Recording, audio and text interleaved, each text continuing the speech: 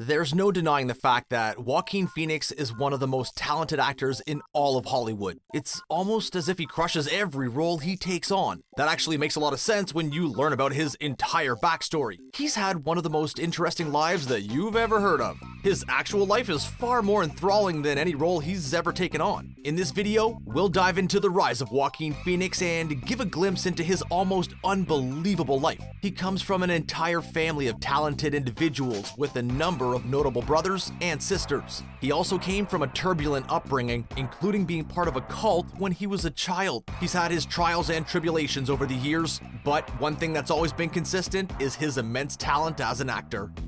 It's rare in this day and age to come across a celebrity who actually doesn't really care for the whole celebrity life. With social media followers and everyone getting so swept up in their own clout, it's an anomaly to find someone who so wholeheartedly goes against the trend of wanting people's attention, and yet who earns it anyway. In a world where fame is fleeting and it seems like the only way to matter is to be the latest 15 minutes of fame internet trend of the day, actor Joaquin Phoenix has made an entire career and turned himself into a household name by denouncing the entire notion of fame.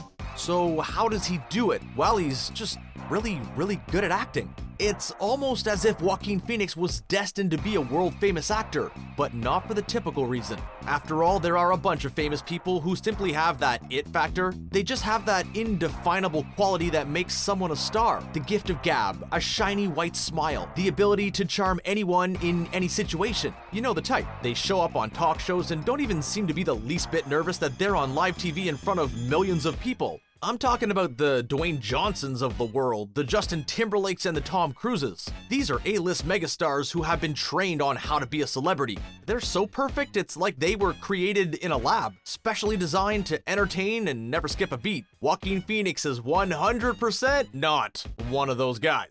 On the contrary, he's actually quite bad at this. He doesn't strive for attention. He doesn't need your approval. He isn't your typical Hollywood leading man who relishes in the spotlight and stands out on a red carpet. For all intents and purposes, he's kind of a weird dude. But the reason he was destined to be a world-famous actor, despite his personality not fitting the bill, is due to his unrivaled talent. Born in 1974 in San Juan, Puerto Rico to American parents, his mother, Arlen, or Hart as she's commonly known, was and still is a renowned social activist. He's the third of 5 children, all of whom became actors or some form of artist in their own right. Now this is where things take an interesting turn. Phoenix's parents were traveling throughout South America at the time of his birth because they were part of a religious cult known as the Children of God. At the time, they believed it to be a more religious group, but it has since been classified as a legitimate cult. Over time, the family became more and more concerned with the organization's increasingly sinister practices and they opted to leave. After years of involvement, the Phoenixes left the Children of God in 1977. In fact, their name wasn't even Phoenix at the time. It was Bottom. Yep, he was born Joaquin Raphael Bottom. They only adopted the Phoenix name once they left the cult and moved back to the US, when Joaquin was 3. The name was symbolic of a new beginning for the family, representing the mythical bird that rises from its own ashes. Joaquin got into acting at an early age, much like the rest of his siblings. He decided to call himself Leaf rather than go by his given name, a choice he stuck with throughout the majority of his early life before changing it back to Joaquin at the age of 15. He wanted to have a nature-related name, like his siblings River, Summer, Rain, and Liberty, and was inspired after spending time outdoors raking leaves. The kids would play music on the streets for rent money, even entering into various talent contests in order to put food on the table. They'd sing and play instruments, as their artistic talents were evident from an early age. Eventually, their mother got a job as a secretary to an NBC casting agent. That was the family's first taste of Hollywood, as casting agent Iris Burton became their shepherd into the industry that would eventually define them. It was actually Joaquin's older brother River who first got his big break on the television show 7 Brides for 7 Brothers. It wasn't long before the rest of the gang were all nabbing up roles as well. Joaquin got his start at the age of 8, as Leaf at the time, on the very same show as his brother. He then landed a part on the ABC after-school special Backwards, The Riddle of Dyslexia, followed by other roles on Murder, She Wrote, The Fall Guy, and Hill Street Blues. By 1986, a young Joaquin was acting in movies, starting with his debut in Space Camp. His first starring role came a year later, in 1987, in the movie Ruskies, about a group of friends who unknowingly befriend a Russian soldier during the Cold War. His stock only continued to rise from there, but after appearing in Ron Howard's comedy drama Parenthood in 1989, he left Hollywood to travel through Mexico and South America with his father. Now, most people who strike gold like that would never in a million years leave it behind. He was a teenager and his stock was on the rise. He was suddenly making it in Hollywood, which would be a dream come true for most people, but not for Joaquin Phoenix. He left it all behind because that wasn't what he was doing it for. He wasn't after the fame and notoriety. He was simply very good at doing this particular thing. He retreated further away from Hollywood in 1993 when tragedy struck the family on Halloween night. Joaquin's older brother River passed away due to an overdose outside of the Viper Room in Hollywood just 3 days after his 19th birthday.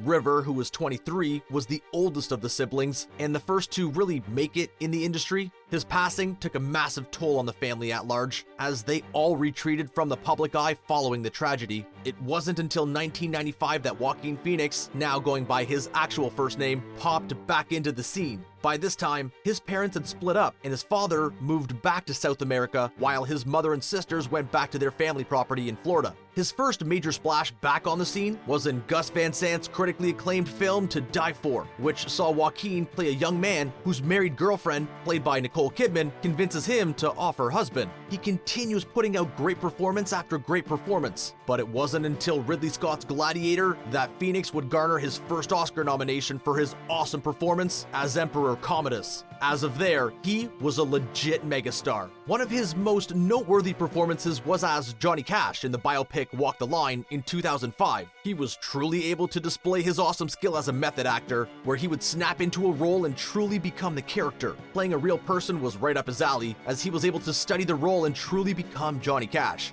It wasn't without its drawbacks though. Following Walk the Line, Joaquin had to spend some time in rehab. Living that sort of lifestyle and totally immersing yourself into the role and becoming someone totally different can take a massive psychological toll on a person. Not to mention, Johnny Cash was someone who dealt with alcohol and substance abuse issues his entire life, so it would require tapping into a dark side to play the role. After filming wrapped up, Phoenix checked himself into rehab for alcohol abuse, citing an increased intake of alcohol consumption that was necessary to better understand the titular character. During this time, Joaquin also had a scary near-death experience when his car crashed in the Hollywood Hills. It was later attributed to his brakes failing, and he was miraculously rescued by documentary filmmaker Werner Herzog without any serious injuries. An experience like that is enough to make anyone question their existence and realign themselves with what they truly want. To some, that might mean a career change. That's exactly what happened to Joaquin, who in 2009 famously announced his retirement from acting in order to become a rapper. The real starting point of this venture was his now infamous appearance on The David Letterman Show, where the pair shared one of the most awkward moments in television history. In reality, it would all turn out to be a big piece of performance art directed by Joaquin's then brother-in-law, Casey Affleck. The duo made a mockumentary called I'm Still Here that chronicled Joaquin's foray into a career in hip-hop. It took nearly 2 years to make and complete, but fell short of the critical reception that was expected. To most Hollywood celebrities, a career stunt like that would mean the end of someone's run. It's tough to come back from trolling the entire world like that, but not for Joaquin Phoenix. He was quickly forgiven by audiences and the movie industry, and he jumped back into the brilliant roles in The Master, Her, and Inherent Vice. For 18 months, he renounced his career, pretended to lose his mind, and start a music career, all just for the sake of an elaborate joke that fell somewhat flat, but it didn't even matter. It's almost like he's too talented to hold something like that against him, and people were just happy that he was back doing what he does best. This brings us to his epic performance as Arthur Fleck in Todd Phillips' The Joker this past year. His latest role just might be his most epic. Comic book movies are rarely considered to be brilliant cinematic masterpieces. Just ask Martin Scorsese. Sure, they feature a ton of special effects and usually make a killing at the box office, but real movie buffs rarely consider comic book or superhero movies to be works of art. That is, until The Joker. Joaquin plays the main role of Arthur Fleck, a mentally ill man down on his luck in a world that doesn't seem to care about him. He plays the role brilliantly. with a level of relatability that anyone can understand. Sometimes life is hard, and the Joker brilliantly portrays the breaking point of an individual who just can't take it anymore. It's a rare example of a comic book movie that not only makes harsh commentary on the real world, but also portrays a villain as the main character and endears him to the audience in a way that no other movie has really done before. And that's no easy feat. Taking a renowned bad guy who has decades of history in the comics as a villain and a storied cinematic history featuring some truly epic performances by Jack Nicholson, Heath Ledger, and others. It takes someone special to take such a vile, evil persona and portray it with enough emotion and care that audiences actually feel for the guy and see him as something of an anti-hero. That special someone could only be Joaquin Phoenix. For his efforts, Joaquin won the Golden Globe for Best Male Actor in a Drama Series, and the hardware continues to roll in. What do you guys think?